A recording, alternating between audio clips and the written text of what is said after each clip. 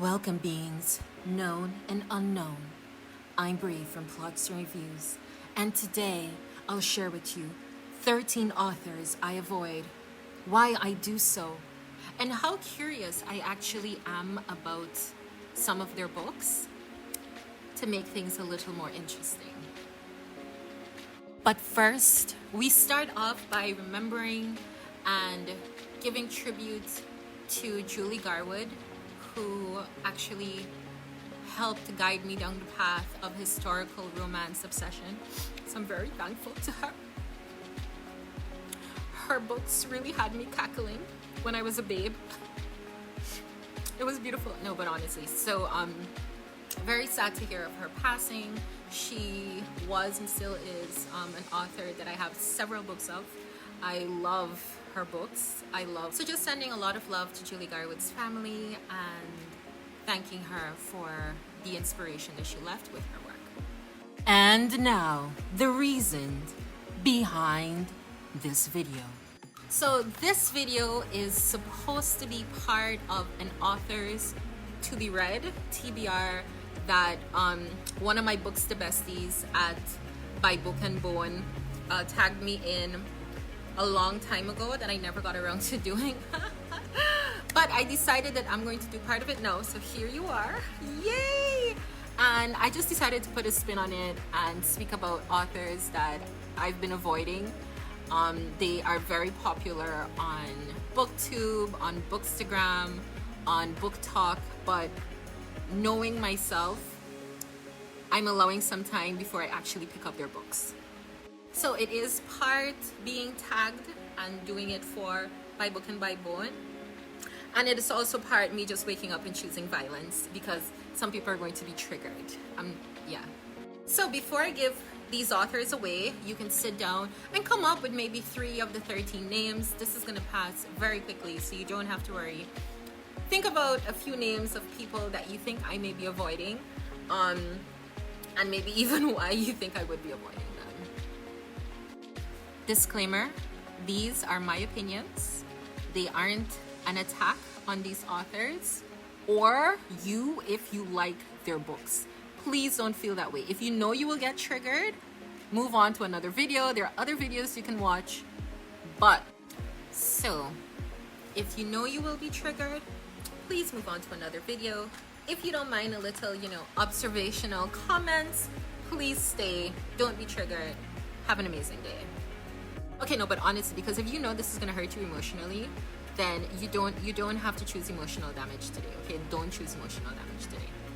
Let's begin. Oh my gosh, did that actually put eyes in my nostrils? That's awesome. Sorry. The first author I avoid like the plague is Sarah J. Maas. That's not a surprise. Okay, honestly, because that woman seems to have a cult. Like, the emotions I see people going through just speaking about her books, I'm like, this is a little too much for me. It's giving cultish. It's giving cult.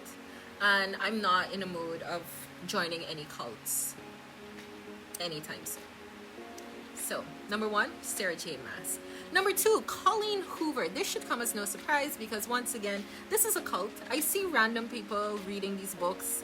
I'm not even sure what type of books they are because for some reason the reviews are always, I don't know if I'm not reading it properly, but it comes across as vague. So I don't know if they're like romance novels, if they're thrillers, if they're a combination. But they just give cult, come join my cult of books. And again, I'm not really in the mood for that. Number 3, Jennifer L. Armentrout. I had to look to see how to pronounce it. I'm just gonna pronounce it like that. Yeah, so again, cult, like heavy cult again. And the thing with these cults is like, of course there must be a reason why it's a cult, but I don't understand the reason by the reviews I've read. And I don't want to read the book and then become emotionally like afflicted, So I'm just gonna wait until, I don't know, like 10 years have passed and then I may read those books. Number 4 is going to be V.E. Schwab, and this is because I was disappointed. So I read a book, and then I was like, if this is going to be all of them, I don't know if I want to do this. Yeah. So like, there's potential, but I don't know if I want to do that to myself. The 5th is Le Bardugo. That's like ugh for me, because I read this when I was younger. I complained. I reread it older, and I complained. No.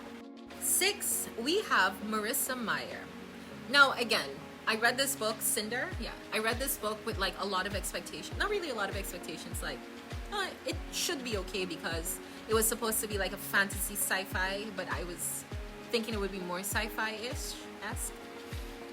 So there were a lot of things that bothered me in that book. So I was like, the others, her other books, I don't know. I'm just gonna keep avoiding her for now. Number 7, I bet at this point some people are like, oh my gosh, she's probably gonna complain about Julia Quinn and Bridgerton series. I actually read the whole series before it became fodder and salaciousness for Netflix, so I actually like the series. So no, she's not on my list. However, Lisa Jewell is. So I read one of her books. It was okay, but I see the hype and I'm not sure I'm there as yet. So I may wait about 5 years and try another one of her books. So the next one is a bit tricky, which is going to be number 8. This is Stephanie Garber, because I read Caraval, hated it. Like, what even is Caraval? Throw the whole book away. I'm sorry. Throw the whole book away. I know a lot of you like Caraval, a lot of people like Caraval, but throw it away. Just next, maybe throw it to someone that wants it. That way it's not being thrown and you're recycling, repurposing, you're doing all of the R's. You're being amazing. So yeah, that book was a no. However, she has these other books that are like Heart of Open Closeness, In the Way of the Sea. Hold on. Okay, so I went to get them. So Once Upon a Broken Heart, The Ballad of Never After, and Curse of the True Love. Yeah. So I had seen Once Upon a Broken Heart and The Ballad of Never After, just the cover, and I was like, ooh, intrigued. But then I realized that she's the same author of Caraval, so now I don't know what to do. What do you guys think I should do? I don't know. Don't know what to do. The next person on the list is Jennifer Lynn Barnes. I'm curious about these books. It's supposed to be the Inheritance Games author. Yeah, the Inheritance Games author, the Hawthorne Legacy, the Final Gambit, all of those. I love the covers. They call to me, but I don't know. And this is again because of the hype. It's not really giving cult, but it's giving like a gathering. I don't know. And number 10, we have Adeline Grace. So Belladonna, All the Stars and Teeth, Foxglove, those are calling to me. They seem interesting, but are they? I don't know. At this point, I know some of you are probably like, oh, well then just read the book and try it out. Or why don't you just not read the book? Okay, number 1, I'm here to read books, okay? Number 2, I have a problem. I get pulled and sucked into stories very easily. And so whenever things happen in them that I am very much against or I find annoying or whatever, I get extremely triggered. And everyone in my family gets annoying.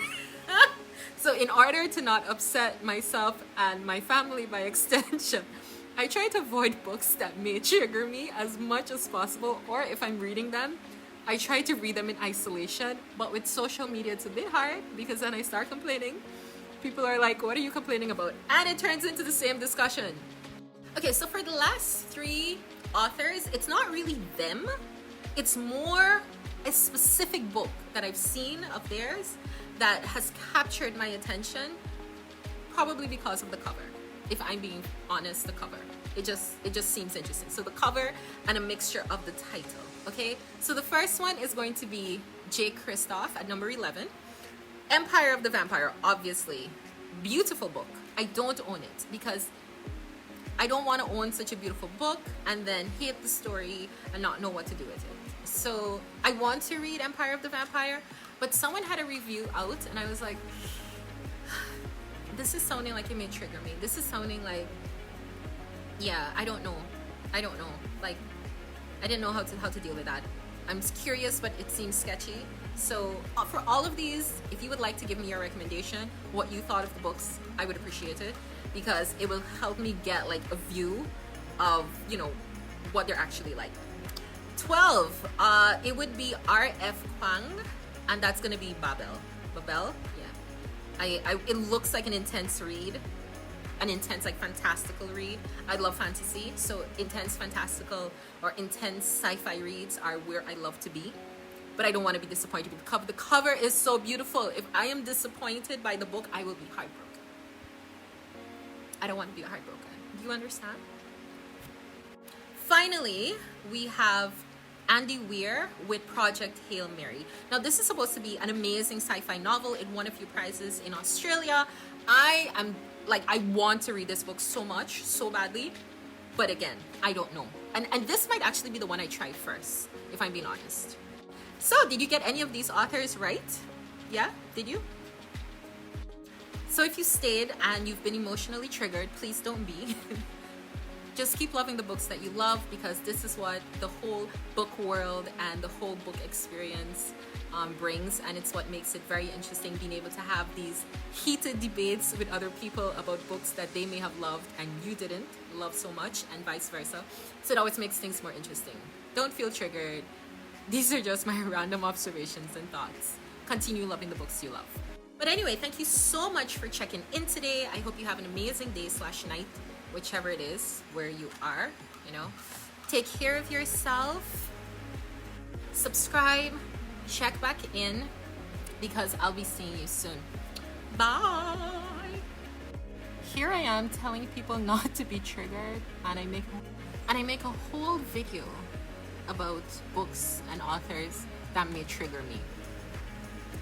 But you know what? It is what it is. You have an amazing day. Bye-bye.